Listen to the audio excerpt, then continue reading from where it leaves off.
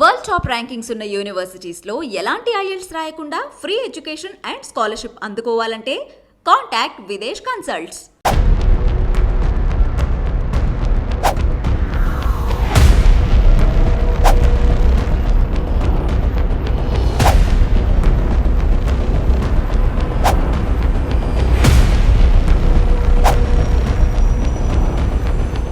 నేను 2018 జూన్ 18వ తేదీన మా అబ్బాయి ఇచ్చాడు, నేను కాదు ఇచ్చింది. ఇక్కడ హెచ్డిఎఫ్సి బ్యాంక్ నుంచి ట్రాన్స్ఫర్ చేశాడు, అకౌంట్ ట్రాన్స్ఫర్. మా అబ్బాయి అక్టోబర్ 17 చనిపోయాడు అదే సంవత్సరం.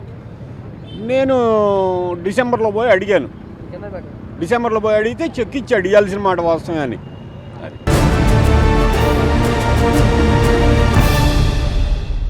Welcome to crime analysis. Cine నిర్మాత బండ్ల గణేష్ కు ప్రకాశం జిల్లా కోర్టు సంవత్సరం జైలు శిక్షతో పాటు 95 లక్షల రూపాయల జరిమానా విధించింది. చెక్ బౌన్స్ కేసులో అతనికి ఊహించిన షాక్ తగలడంతో అతను వెంటనే ఒంగోలు నుంచి హైదరాబాద్ బయలుదేరారు. సో ఒక నెల రోజులు అప్పీల్ చేసుకుని టైం ఇవ్వడంతో కొంత ఊపిరి పీల్చుకున్నట్టు తెలిసింది. అయితే ఈ కేసు ఏంటి, ఈ కేసులో వివరాలు ఏంటి అనే విషయం, బండ్ల గణేష్ పై చెక్ బౌన్స్ కేసు వేసిన వెంకటేశ్వర గారు ప్రస్తుతం అంతా ఫోన్ లైన్ లో అందుబాటున్నారు. ఆయన అడిగి పూర్తి వివరాలు తెలుసుకుందాం. సార్ నమస్తే అండి వెంకటేశ్వర గారు. సార్ ఏంటి సార్, మీరు ఎక్కడో ఒంగోలులో ఉంటారు, మీకు హైదరాబాద్ లో బండ్ల గణేష్ కి మధ్యన ఎలాగా మీకు పరిచయం ఏర్పడింది? ఈ వివాదం ఇంతవరకు రావడానికి ప్రధాన కారణం ఏంటండి? మా అబ్బాయి హైదరాబాద్ లో ఉండేవాడండి. ఓకే. నా కొడుకు పరిచయం. ఆహా. నా కొడుకు పరిచయం అయితే ఇట్లా అడుగుతున్నాడు, ఇచ్చేది అన్నాడు. సరే నీకు నమ్మకం అయితే ఇయ్య అన్నాను. జూన్ 18లో, అంటే 2018 జూన్ 18 ఇచ్చాడు. 2018 జూన్ 18. ఇక్కడ హెచ్డిఎఫ్సి లో అకౌంట్ ఉంది. ఓకే. ఒంగోలు నుంచి ట్రాన్స్ఫర్ చేశాడు. ట్రాన్స్ఫర్ చేస్తే మా అబ్బాయి అక్టోబర్ 17 అక్కడే కదమ్మ గుడికాడు చనిపోయాడు. అయ్యో, ఎంత ఎంత ట్రాన్స్ఫర్ చేశారండి? ఎంత ట్రాన్స్ఫర్ చేశారు? 9 లక్షలు. అంటే ఇంట్రెస్ట్ లేకుండా? ఇంట్రెస్ట్ కాదు, మళ్ళీ ఇస్తానని చెప్పి తీసుకున్నాడు. Hand loan. వాడికి పరిచయం కదా. ఓకే. అది ఆ అబ్బాయి చనిపోయినాక పోయి అడిగాను. అడిగితే చెక్ ఇచ్చాడు. ఓకే. అది బ్యాంక్ కలెక్షన్ వెళ్తే బౌన్స్ అయింది. ఇక 19లోనే ఆడ కేసు వేసాం. అదే అండి. అంటే అప్పటి నుంచి కోర్టు చుట్టూ తిరుగుతున్నారా మీరు? తిరుగుతున్నారండి. ఆయన కూడా వచ్చాడా బండ్ల గణేష్? ఫస్ట్ ఒకసారి వచ్చాడండి, ఈ రోజు వచ్చాడు అంతే. సార్ 2019 నుంచి మీరు కోర్టులో వేసినప్పుడు అసలు వడ్డీ లేకుండా మీద డబ్బులు తీసుకున్న బండ్ల గణేష్ ఒక్కసారి కూడా సానుభూతి చూపించలేదా? డబ్బులు ఇస్తానని కానీ, తప్పు అయిపోయిందని కానీ? అబ్బే చూపిలేదండి. కొడుకు చనిపోయాడు అని బాధలో వెళ్ళినా సరే మీ పట్ల ఎలా మాట్లాడాడు?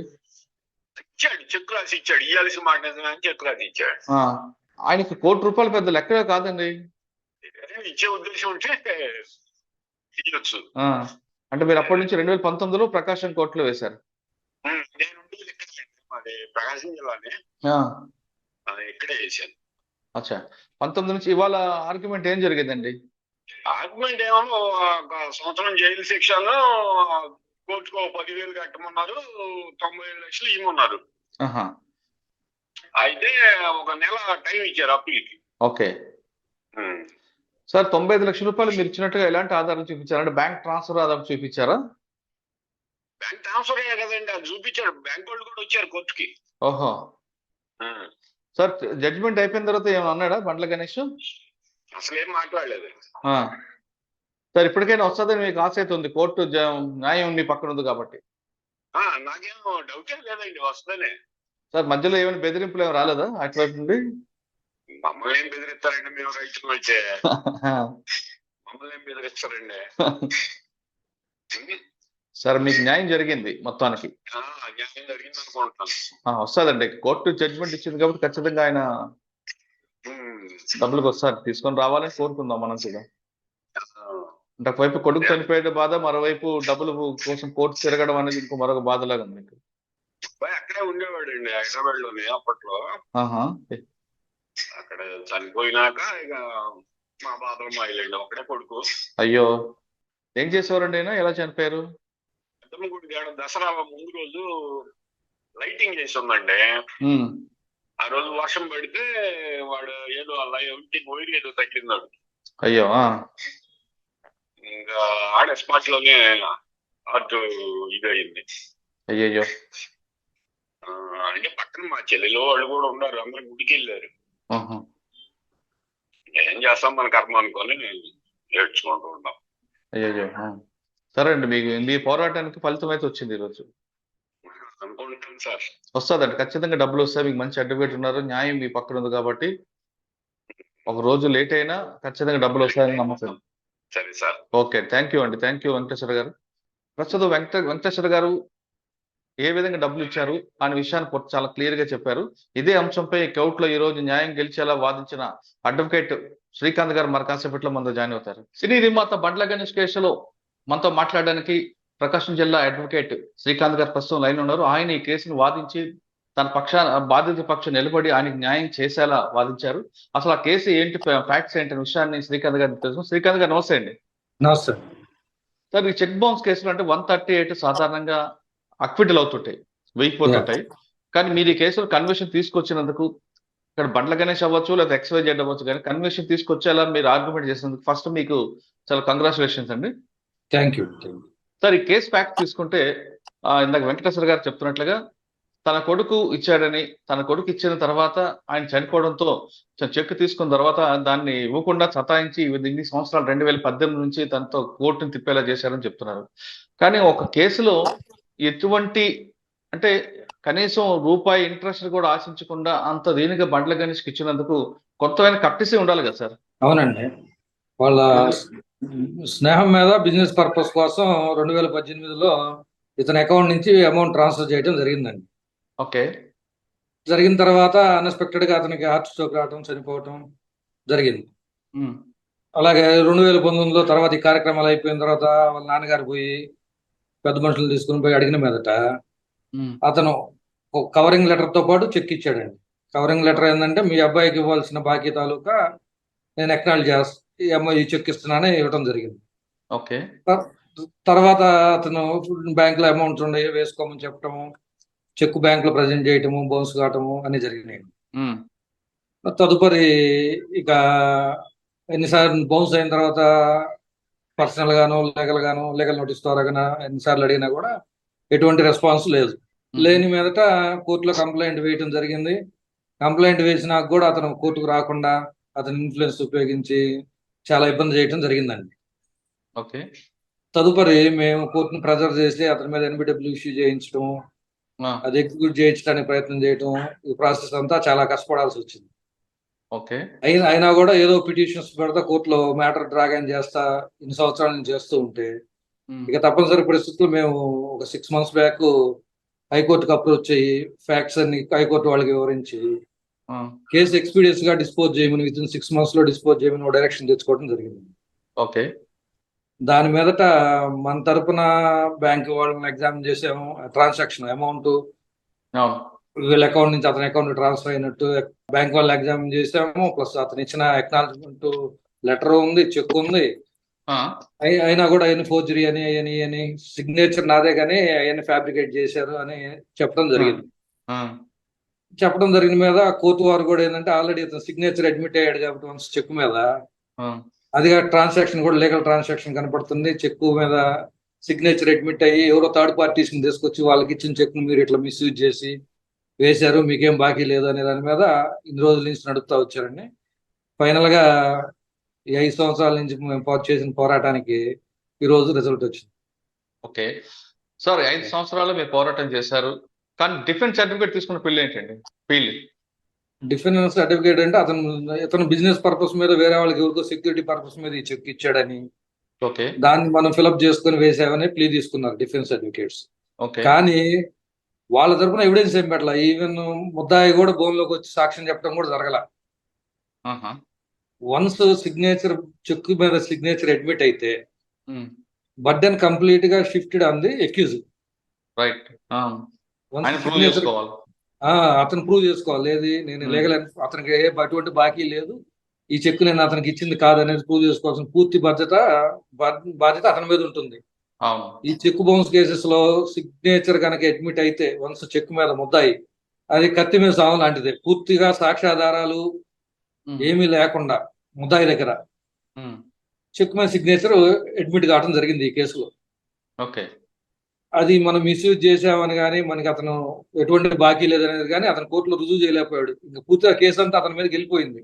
వన్స్ మనం కనుక ఇనిషియల్ బర్డన్ మన మీద ప్రూవ్ చేసుకుంటే, మనం అమౌంట్ ఇచ్చినట్టు ట్రాన్సాక్షన్, అతను చెక్ ఇచ్చినట్టు రెండు రుజువు చేసుకోగలిగితే చెక్ కేసుల్లో ఇంకా బర్డన్ షిఫ్టెడ్ అంది ఎక్యూజ్. ఓకే సార్, డిఫెన్స్ వాళ్ళు మీ వేరే వాళ్ళకి ఇచ్చిన చెక్ ని వేసుకున్నారని చెప్తున్నారు, కానీ కవరింగ్ లెటర్ ఉంది కదండి. కవరింగ్ లెటర్ కూడా మీరు వైట్ పేపర్ దాని మీద మీరే ఫిల్అప్ చేసుకుని వేసుకున్నారు. మా సిగ్నేచర్స్ వేరే వాళ్ళ దగ్గర ఉండి సెక్యూరిటీ పర్పస్ మీద ఇచ్చినవి, ఈ చెక్కు రెండు వాళ్ళ దగ్గర తీసుకుని యూజ్ చేశారని అంటారండి. కానీ అది అదేమి రుజువు చేయలేకపోయారు. థర్డ్ పార్టీ ట్రాన్సాక్షన్ ఉంది, వాళ్ళు మనకి ఇచ్చారనే విషయం. ఓకే సార్, సాధారణంగా అంటే బండ్ల గణేష్ కేసే కాకుండా కాస్త పక్కన పెడితే ఒక 138 చెక్ బౌన్స్ కేసులో బాధితులు డబ్బులు ఇచ్చేటప్పుడు ఎటువంటి జాగ్రత్తలు తీసుకుని ఇవ్వాలండి? సాధారణ ఫ్రెండ్షిప్ లో నడుస్తుంటాయి, హ్యాండ్ లోనే తీసుకుని ఇస్తుంటారు. సడన్ గా ఇటువంటి ఇష్యూస్ జరుగుతుంటాయి. జరిగినప్పుడు ఒకసారి కొంతమంది బండ్ల గణేష్ చెక్ ఇచ్చారు, కానీ మరి కొంతమంది నీ కొడుక్కి నాకు సంబంధం లేదు కొన్ని రివర్స్ అయిన కూడా కొంతమంది ఉంటారు. ఫస్ట్ ఆఫ్ ఆల్ ఏంటంటే ఎన్ఐ యాక్ట్ కేసెస్ అనేది రికవరీ కేసు అనేది కాదు, సివిల్ కేసు కాదు, ఇది కంప్లీట్లీ క్రిమినల్ కేసు. చెక్ ఇచ్చేదే ఎప్పుడంటే ఆల్రెడీ బాకీ ఉంటే బాకీ తీర్చడం నిమిత్తమే చెక్ ఇస్తారు. గతంలో ఇచ్చిన బాకీ అకౌంట్ ట్రాన్సాక్షన్ అన్నా జరిగి ఉండాలి, లేదంటే ఏదైనా ప్రామిసరీ నోట్ అయినా ఎగ్జిక్యూట్ చేసుకొని ఉంటే గతంలో అమౌంట్ ఇచ్చినప్పుడు ప్రాపర్ గా ఆ బాకీ మనం డిమాండ్ చేసినప్పుడు క్యాష్ బదులు చెక్ ఇస్తాడండి. చెక్ మనకి వన్స్ అతను చెక్ రాసి ఇచ్చిన తర్వాత ఆ చెక్ డేట్ వేసిన తర్వాత చెక్ డేట్ మీద నుంచి 3 months వ్యాలిడిటీ ఉండిద్దండి చెక్. 3 months లోపు మనం బ్యాంక్ లో ప్రజెంట్ చేసుకోవచ్చు చెక్ డేట్ దగ్గర నుంచి.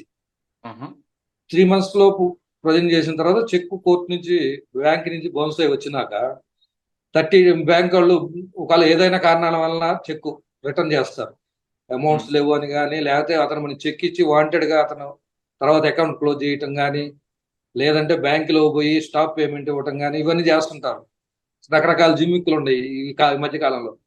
ఏ పర్పస్ మీద చెక్ రిటర్న్ అయినా కూడా చెక్ బ్యాంక్ వాళ్ళు ఏం చేస్తారంటే మనకి కవరింగ్ లెటర్ లో దాంట్లో రీజన్స్ మెన్షన్ చేసి పలానా కారణం వల్ల అకౌంట్ స్టాప్ పేమెంట్ ఇచ్చాడా, లేకపోతే అకౌంట్ క్లోజ్ చేశారా, ఫండ్స్ లేవా, ఏదో రీజన్ మీద రిటర్న్ ఇస్తారండి. ఇచ్చినాక 30 days లోపు మన అడ్వకేట్ ని కలిసి లీగల్ నోటీస్ ఇవ్వాలండి. ఆ లీగల్ నోటీస్ అతనికి రిసీవ్ అయినాక మనం 15 days వెయిట్ చేయాలి పేమెంట్ కోసం. ఈ 15 days లోపు అతను పేమెంట్ ఇవ్వకపోతే నెక్స్ట్ 30 days లోపు మనం కన్సర్న్ కోర్టులో క్రిమినల్ కంప్లైంట్ దాఖలు చేస్తామండి. Section 200 and 200 CrPC and 138 of N act కింద కంప్లైంట్ ఫైల్ చేస్తాం. ఈ కంప్లైంట్ ఫైల్ చేసిన తర్వాత ఈ ప్రాసెస్ లో కోర్టు వాళ్ళు కంప్లైంట్ లో మన అన్ని స్టాట్యుటరీ ప్రొవిజన్స్ అన్ని ఫాలో అయ్యావా లేదా చూసి నెంబర్ ఇచ్చి కాగ్నిజెన్స్ తీసుకుంటారు. తీసుకొని అతనికి నోటీస్ ఇస్తారండి. నోటీస్ ఇచ్చిన తర్వాత అతను అపీర్ అయిన తర్వాత కోర్టు వాళ్ళు అతను ముద్దాయి దగ్గర నుంచి షూరిటీలు అడుగుతారండి. 2 షూరిటీస్ అంటే రెగ్యులర్ గా అటెండ్ కావడానికి అతను థర్డ్ పార్టీ కింద షూరిటీస్ 2 అడుగుతారు. తర్వాత ఇప్పుడు రీసెంట్ అమెండ్మెంట్ ప్రకారం చెక్ ఆల్రెడీ నెంబర్ అయ్యి అపీరెన్స్ అయిన తర్వాత కోర్టు వారు 20% వరకు ఇంటీరియం కాంపెన్సేషన్ గా అవార్డ్ చేయొచ్చండి చెక్ అమౌంట్ లో. 10 to 20% అది description of the court recent amendment ప్రకారం. అది కంప్లైనెంట్ కి ఇంటీరియం రిలీఫ్ కింద 20% వరకు అతన్ని అక్యూజ్డ్ ని కంప్లైనెంట్ కట్టమని చెప్పి అడగవచ్చు. ఇది ప్రాసెస్. ఈ తర్వాత బోత్ పార్టీస్ ఎవిడెన్స్ ఎడిట్ చేసుకోవటం ఎంత జనరల్ ప్రాసెస్. ఓకే సార్, మీరు చెప్పినట్లు కాకుండా కొంతమంది ఏం చేస్తారంటే చెక్ ముందే అంటే కాన్స్పరెన్సీ డబ్బులు ఇవ్వకూడదు ఉద్దేశంతోనే లెఫ్ట్ హ్యాండ్ సంతకం పెడతారు. జనరల్ గా బ్యాంక్ లో రైట్ హ్యాండ్ ఉంటుంది, కానీ వాడు ఎగ్గొట్టాలని ఉద్దేశంతో లెఫ్ట్ హ్యాండ్ సంతకం పెట్టి చెక్ ఇస్తాడు. బ్యాంక్ వెళ్ళిన తర్వాత సైన్ నాట్ మ్యాచ్ అని వస్తుంది, ఇన్సఫిషియెంట్ ఫండ్స్ అని రావు. వాట్ ఎవర్ రీజన్, ఆ రీజన్ మీద అయినా కూడా ఎన్ఐ యాక్ట్ ఫైల్ చేసుకోవచ్చు. చేసుకోవచ్చు. తర్వాత కావాలంటే సిగ్నేచర్ కంపారిజన్ పంపించినప్పుడు ఆ స్ట్రోక్స్ అర్థం అయిపోతాయి. ఈవెన్ మనం cheque issued in our presence కదా, అది లెఫ్ట్ హ్యాండ్ తో పెట్టాడా రైట్ హ్యాండ్ తో పెట్టాడా అనేది వీ కెన్ అసెస్. కాబట్టి మనం దాప్లీ తీసుకోవచ్చు, తీసుకొని దాన్ని కూడా కంపారిజన్ పంపిస్తే ఆ స్ట్రోక్స్ వస్తాయండి. ఎక్స్పర్ట్ పంపించినప్పుడు అది మ్యాచ్ అవుతుంది. సిగ్నేచర్ మ్యాచ్ అయితే ఇంకా లైబిలిటీ అతని మీదకి వెళ్ళిపోతుంది. రైట్ అండి. అంటే ఇకపై ఎవరైనా డబ్బులు ఇచ్చేటప్పుడు ఎటువంటి జాగ్రత్తలు తీసుకొని ఇవ్వాలంటారు? డబ్బులు ఇచ్చేటప్పుడు సరిపోద్దంటారా? చెక్కు అనేది డబ్బులు ఇచ్చేటప్పుడు తీసుకోరండి ఎవరు. అయితే అట్లా చెక్కు ప్రామిసరీ నోట్ ఒకేసారి తీసుకుంటున్నట్టు కనుక చెప్తే మనము ఎన్ఐ యాక్ట్ నిలబడదు. అవునా? ఓకే. ఆ చెక్ అనేది ఎప్పుడంటే మనం వన్స్ డబ్బులు ఇచ్చేటప్పుడు ప్రామిసరీ నోట్ ఎగ్జిక్యూట్ చేయించుకుంటాము. మనం దాని తాలూకా డబ్బులు అడిగినప్పుడే in alternative negotiable instrument act కింద డబ్బులు బదులు చెక్ ఇస్తారు. బ్యాంక్ లో అమౌంట్ ఉంటే మీరు డ్రా చేసుకోండి అని. అంతేగాని ఒకేసారి మనం అమౌంట్ ఇచ్చేటప్పుడే చెక్కు నోటు కనుక తీసుకున్నామని చెప్పి మనం కనుక అడ్మిట్ అయితే ఆ చెక్కుకు వాల్యూ ఉండదు. చెక్కు ఇష్యూ చేయాలంటే ఆల్రెడీ లీగల్ ఎన్ఫోర్సబుల్ డెట్ ఉండాలి. కానీ కొంతమంది హ్యాండ్ లోన్ తీసుకొని షూరిటీ కోసం చెక్కులు ఇస్తుంటారండి. ఈ చెక్ కాసేపు పెట్టుకోండి మీ దగ్గర, తర్వాత అమౌంట్ ఇచ్చినప్పుడు నాకు చెక్ రేట్నే ఉండండి. అవి ఎట్లయినా కూడా మనం అమౌంట్ ఇచ్చేటప్పుడు చెక్కు తీసుకున్నాం అనేది అది చట్ట ప్రకారం చెల్లదండి. చెక్ ఎప్పుడు చెక్ ఇస్తామంటే మనం అవతల వాడిని మనం డబ్బులు అడిగినప్పుడు, మనకి బాకీదారుని మనం డబ్బులు అడిగినప్పుడు in alternative cash issued cheque. అంతేగాని చెక్కు తీసుకొని డబ్బులు అప్పు ఇవ్వడం కరెక్ట్ కాదు. ప్రామిసరీ నోటు ఎగ్జిక్యూట్ చేసుకొని అప్పు ఇవ్వాలి. ఆ డబ్బులు రిటర్న్ ఇచ్చేటప్పుడు బై క్యాష్ కానీ లేదంటే త్రూ చెక్ కానీ తీసుకోవచ్చు. కానీ కొన్ని సంస్థలు ముందే ప్రామిసరీ నోటు చెక్కు తీసుకుంటాయి కదండి. తీసుకుంటాయి, వాళ్ళు తీసుకుంటారు కానీ వాళ్ళు డేట్స్ మట్టికి తర్వాత సబ్సిక్వెంట్ డేట్స్ వేసి ఫిలప్ చేస్తారండి. కాబట్టి మనం ముందుగా ఇచ్చినట్టు మనం రుజువు చేయలేం కదా. ఎక్కడ మన అగ్రిమెంట్ లో మనం ఎంటీ చెక్స్ ఇచ్చామని కానీ ఇవన్నీ ఉండవు. వాళ్ళు మనం ఒక బ్యాంక్ వాళ్ళే తీసుకుంటారు చెక్స్, లేదా ప్రైవేట్ ఇన్స్టిట్యూషన్స్ ఎంటీ చెక్స్ తీసుకుంటారు. ఎక్కడ మనం చెక్స్ వాళ్ళకి ఇచ్చినట్టు ఎట్లా మెన్షన్ చేయరు. మనం ఎప్పుడో డిఫాల్ట్ అయ్యి బాకీ ఉన్నప్పుడు ఆ చెక్ ఆ డేట్ తో ఫిలప్ చేసుకొని ఆ అమౌంట్ పర్టికులర్ అమౌంట్ మెన్షన్ చేసి దాంట్లో మనం అప్పుడు ఇచ్చినట్టు బాకీ అడిగితే చెక్ ఇచ్చినట్టే రాసి మెన్షన్ చేస్తారు. ఓకే సార్, మరి కొంతమంది చెక్కులు తీసుకుంటారు కొన్ని ఫైనాన్స్ కంపెనీలు. తీసుకున్న తర్వాత అవతల వ్యక్తి డిఫాల్టర్ అయితే ఆ చెక్కుని ఆయన ఉన్న ఏరియాలో కాకుండా వేరే వాళ్ళ ద్వారా వేరే ప్లేస్ లో ఇస్తుంటారు. అటువంటి చెక్కులు చెల్లుతాయా? చెల్లుతాయండి. ఇప్పుడు అవునా? అక్కడ సంబంధం ఉండదు, ఇచ్చిన వ్యక్తి ఈయన కాదు, ఏ అనేవాడు అప్పు ఇస్తాడు బి అనే వ్యక్తికి. కానీ తర్వాత ఏకి బికి మధ్య డిఫరెన్స్ వచ్చినప్పుడు ఏ అనే వ్యక్తి సికి చెక్ ట్రాన్స్ఫర్ చేసి సి ద్వారా వేరే ప్లేస్ లో ఇస్తాడు. కానీ సికి బికి ఎలాంటి సంబంధాలు ఉండవు. వన్స్ మనము ఎంటీ చెక్ మీద సిగ్నేచర్ పెట్టిస్తే ఇవ్వకూడదండి. అలా ఎంటీ చెక్ మీద ఎప్పుడు ఇవ్వకూడదు. మనం ఎవరికైతే బాకీ ఉంటామో వాళ్ళ పేర్లు రాసి దానికి కంప్లీట్ గా ఫిలప్ చేసి పేర్లు రాసి డేట్ వేసి అంతా కంప్లీట్ గా ఫిలప్ చేసిన తర్వాత ఇవ్వాలండి. అట్లా కాకుండా ఎంటీ చెక్ ఇచ్చామంటే you give authorisation to anybody to fill up as there wish. అంటే మనం డబ్బులు తీసుకున్నప్పుడు ఎవరికి ఇచ్చామో వాళ్ళ పేరు, డేట్, ఎప్పుడు రిటర్న్ చేస్తామో ఆ డేట్ కంప్లీట్ రాసి ఇవ్వడం బెటర్. బట్ కంపల్సరీ ఇవ్వాలండి. కంపల్సరీ మనం ఎవరికైతే చెక్ ఇస్తామో వాళ్ళ డేటు, వాళ్ళ పేరు, ఏ రోజు ఇస్తామో డేటు, అమౌంట్ అన్ని కంప్లీట్ గా మనమే ఫిలప్ చేసేయాలండి. ఎంటీ చెక్ ఇచ్చామంటే మన జీవితాన్ని తీసుకుని వాడి చేతిలో పెట్టినట్టే, మన పిల్లగాడి చేతికి వెళ్ళినట్లే. సుప్రీంకోర్టు జడ్జిమెంట్ల ప్రకారం కూడా, రీసెంట్ సుప్రీంకోర్టు కూడా once you issued a blank cheque you gave authorisation to them to fill up as there wish. Okay sir, మనం వెనక్కి వెళ్దాం బండ్ల గణేష్ విషయంలో. సార్, ఈ రోజు జడ్జిమెంట్ వచ్చింది. జడ్జిమెంట్ లో 95 లక్షల రూపాయలు ఇవ్వాల్సిందితో పాటు సంవత్సరం జైలు శిక్ష, 10,000 రూపాయలు కోర్టు ఫీజులకి చెల్లించమన్నారు. రైట్? 10,000 రూపాయలు ఫైన్ అండి. ఫైన్. 95 లక్షలేమో చెక్ అమౌంట్ కాంపెన్సేషన్ గా విత్ ఇన్ 1 month లో అది పే చేయమన్నారు. ఓకే. 1 year conviction. అంటే పే చేసిన తర్వాత కూడా 1 year ఉండాల్సిందేనా? అంటే అది క్రిమినల్ కేసు కదండి. Compulsory unless the complainant and accused compromise, conviction అనేది అట్లానే ఉంటుంది. పేమెంట్ చేసినా కూడా వన్స్ చెక్ బౌన్స్ అయింది కాబట్టి క్రిమినల్ యాక్షన్ కింద 1 year పనిష్మెంట్. 357 కింద ముద్దాయికి కంప్లైనెంట్ కి 95 లక్షలు చెక్ అమౌంట్ పే చేయాలి ప్లస్ ఫైన్. సార్, ఫైన్ చాలా తక్కువ ఉంది కదండి. దాదాపు 4 సంవత్సరాల నుంచి ఆయన కోర్టు చుట్టూ తిరిగారు కదా, చాలా ఖర్చు అయి ఉంటుంది కదా. అంటే కాంపెన్సేషన్ ఇచ్చారు కదండి. ఫైన్ అమౌంట్ కొంత చట్టంలో ప్రకారం రిస్ట్రిక్షన్ ఉంటుందండి. ఫైన్ కాంపెన్సేషన్ ఇచ్చారు కదా, 95 lakhs కాంపెన్సేషన్ ఇచ్చారు. కాంపెన్సేషన్ కాకుండా they are liability to recover the amount by civil court. Okay, ఇది 1 month లో పే చేయలేదు అనుకోండి బండ్ల గణేష్, అప్పీల్కి మరి వేరే డిస్ట్రిక్ట్ కోర్టుకు, హైకోర్టుకు వెళ్ళారంటే అప్పుడు ఏ విధంగా ఉండవచ్చు? ఇప్పుడు పైన కోర్టుకి, అప్పీలేట్ కోర్టుకు వెళ్ళి అతను కింద కోర్టు సరిగా తీర్పు చెప్పలేదండి, అదే వాళ్ళ గ్రౌండ్స్ వాళ్ళకు ఉంటాయి. అప్పీల్ కూడా they have to file right to file appeal.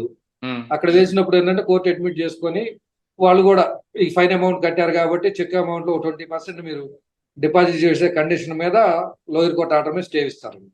Okay. Stay ఇస్తే కన్విక్షన్ 1 year కన్విక్షన్ అనేది స్టే అవుతుంది. ఈ 95 lakhs అనేది కూడా subject to the deposit of the 20% amount stay వస్తుందని. సరే పైన అప్పీల్ కోర్టులో జడ్జిమెంట్ వచ్చిన తర్వాత కింద కోర్టు కన్ఫర్మ్ అయితే ఇంకా ఆటోమేటిక్ గా లోపల పోవాల్సిందే. ఒకవేళ లేదంటే వాళ్ళు ఏమైనా రివ్యూ చేసి ఏదైనా శిక్ష తగ్గేయటం సంథింగ్ ఏదో అట్లా ఉంటుంది. ఈ ప్రాసెస్ అవ్వడానికి ఎంత మరో 1 year పడుతుందా? కోర్టుల పరిస్థితులను బట్టి చెప్పలేమండి. ఇప్పుడు కూడా మాకన్నా ముందు కేసులు కూడా చాలా ఉన్నాయి. కాకపోతే మేమేంటంటే హైకోర్టు పోవటం, కేసు పరిస్థితులను వివరించడము, ఇక్కడ ఉండే జడ్జి గారు స్పీడ్ గా కేసు విచారణ చేయటము, హైకోర్టులో కూడా 6 months లోపు డిస్పోజ్ చేయమని డైరెక్షన్ ఇవ్వటము, ఇవన్నీ మనం తొందరగా చేసుకున్న దాన్ని బట్టి అవుతున్నాయండి. జిల్లా కోర్టులో పోతే కోర్టులు ఖాళీగా లేకుండా జడ్జెస్ ఉండి అంతా ఉండి అయితే 1 year 1.5 year లో డిస్పోజ్. ఒకవేళ హైకోర్టు కూడా కింద కోర్టు ఇచ్చిన జడ్జిమెంట్ ని అప్రూవ్ చేస్తుంది అనుకోండి, అప్పుడు ఏమవుతుంది? తప్పనిసరిగా అతను లోపల పోవాల్సిందండి. దాంట్లో అసలు బండ్ల గణేష్ జైలుకి పోకుండా ఉండాలని ఏం చేయాలంటారు? కాంప్రమైజ్ చేసుకోవటం, అప్పీల్ వేసుకొని అప్పీల్లో కంప్లైంట్ తో కాంప్రమైజ్ అయ్యి అమౌంట్ కట్టుకొని, గతంలో జరిగినవి కూడా ఉన్నాయి. గతంలో 7 years back 5-6 years back Hyderabad లో ఒక కేసులో ఇట్లానే కన్విక్షన్ పడింది. సబ్సిక్వెంట్ గా అప్పీల్ పోయి అప్పీల్ పెండింగ్ ఉండగా కాంప్రమైజ్ లోక్ అదాలత్కి పంపించుకొని కాంప్రమైజ్ చేసుకోవచ్చు అండి. అప్పుడైనా అప్పీల్లో కూడా బోత్ పార్టీస్ అగ్రీస్ అయితే లోక్ అదాలత్కి పంపించి సెటిల్ చేసుకోవచ్చు. కాంపౌండబుల్ అఫెన్సే. ఓకే సార్, ఇప్పుడు ఈ కేసులో బండ్ల గణేష్ నిజంగా డబ్బులు లేక ఆపుతున్నాడా, లేదు చెక్ నేను ఇల్లీగల్ గా ఆయన పవర్ లేదు కాబట్టి వెళ్ళాడని ఆపుతున్నాడండి? మీకు అనిపిస్తుంది? అంటే డబ్బులు లేకేం కాదండి, డబ్బులు ఉన్నాను. అతను జనరల్ గా అతని యాటిట్యూడే ఇది. గతంలో కూడా అతని మీద చాలా యాక్ట్ కేసులు ఉన్నాయి. ఏదైనా చివరికి వచ్చి కన్విక్షన్ పడి కాన్వర్ట్ పరిస్థితిలోనే అతను అమౌంట్ కడతాడండి. అప్పుడు దాకా ఇచ్చిన వాళ్ళు ఏదో విధంగా హెరాస్ చేయటము ఇవన్నీ చేస్తా ఉంటాడు. అతని దగ్గర డబ్బులు లేకపోవడం అనేది లేదండి. డబ్బులు ఉన్నాయి కానీ సతాయించాలనుకుంటున్నాను. మంచి బిజినెస్ మ్యాన్, పౌల్ట్రీ ఫార్మ్స్ ఉన్నాయి బాగా. సార్, ఇప్పుడు ఈ కేసులో బండ్ల గణేష్ ఉన్నాయా లేవని కాస్త పక్కన పెడితే, మీరు చెప్తున్నట్లుగా డబ్బులు ఉండి కానీ లేకపోయినా చేసిన రేపు కోర్టుకి అంటే 1 month కోర్టు టైం ఇచ్చింది. 1 month లోగా వెళ్ళాలా? ఒకవేళ 1 month ఒకవేళ దాటిపోయింది అనుకోండి, వేరే బిజినెస్ లో పడి అప్పుడు ఏమవుతుంది? 1 month దాటిపోతే ఇంకా లోయర్ కోర్టు ఆర్డర్ ఎగ్జిక్యూట్ అవుతుంది. అచ్చా, కానీ కింద ఇప్పుడు మీ క్లయింట్ ఈ కోర్టులో ఎటువంటి పరిస్థితుల్లో కూడా దీనికి యాక్సెప్ట్ చేయొద్దు అంటే ఏమైనా హైకోర్టు వీని వెళ్ళొచ్చా? అంటే మనం అట్లా ఉండదండి. మనం వాళ్ళకి అట్లా రైట్ టు ఫైల్ అప్పీల్ ఉండిద్ది. కింద కోర్టు ఆర్డర్ మీద సమీక్షకు పోవచ్చు వాళ్ళు. మనం కాకపోతే మనం పోయి ఏం చేస్తామంటే, మనం అమౌంట్ డిపాజిట్ ఎక్కువ పర్సెంటేజ్ ఆఫ్ అమౌంట్ డిపాజిట్ చేయమని, పలానా కండిషన్స్ ఇంపోజ్ చేయమని మనం కోర్టును రిక్వెస్ట్ చేయొచ్చు. కోర్టు చట్ట ప్రకారం చట్ట పరిధిలో కోర్టు వాళ్ళు మూవ్ చేస్తారు. మనం ఏదైనా ఉంటే మన కేసు పరిస్థితిని బట్టి కొద్దిగా స్పీడీ డిస్పోజల్ కి మనం ట్రై చేయొచ్చు. ఆల్రెడీ అది జనరల్ ఇష్యూ కాబట్టి అతని యాటిట్యూడ్ కూడా ఇంతవరకు కోర్టులో దాదాపు 5 years జరుగుతుంటే only appearing 3 or 4 times. Court అది కూడా కోర్టు కండిషనల్ ఆర్డర్ పాస్ చేసి తప్పనిసరిగా రావాలని దాని మీదే వచ్చాడండి.